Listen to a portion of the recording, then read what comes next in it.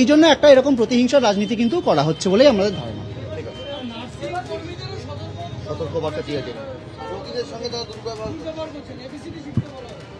ABCD শেখা উচিত আসলে এই আইএএস অফিসারদের। তারা জানেন না যে একজন নার্সিং স্টাফ, একজন গ্রুপ ডি স্টাফ, একজন জুনিয়র ডাক্তার, তাদেরকে প্রত্যেকদিন কজন রোগীকে সামলাতে হয়।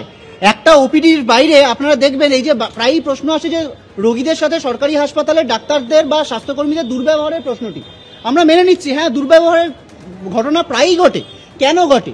তার কারণ একটা ওপিডি লাইনে একজন স্যার বা একজন স্যার তার সহকারী, তাদেরকে ট্রিটমেন্ট করানোর জন্য বাইরে লাইন দেওয়া থাকে 700-800 জনের। সেই লোক যখন 2 মিনিটের জন্য এসে তার গোটা সমস্যা বলতে চায় এবং তাড়াতাড়ি ওষুধ চায়, এবং যে চিকিৎসক রয়েছেন তাদেরও চাপ থাকে যে তাড়াতাড়ি দেখতে হবে, তখন খুব সুষ্ঠু ব্যবহার করা তো সম্ভব নয়। অনেক ক্ষেত্রেই মেজাজ হারাতে হয়। তো এই গোটা ব্যাপার, হ্যাঁ অবশ্যই সেক্ষেত্রে সতর্ক থাকা উচিত। রোগীদের সাথে ব্যবহারের কমিউনিকেশন স্কিল সবার শেখা উচিত, এবং তার আগে শেখা উচিত এই আইএএস অফিসারদের, এই স্বাস্থ্য সচিবদের মতো লোকদের, যারা ঠান্ডা ঘরে বসে পলিসি তৈরি করেন এবং জানেন না কিভাবে আসলে হাসপাতালগুলো চলছে।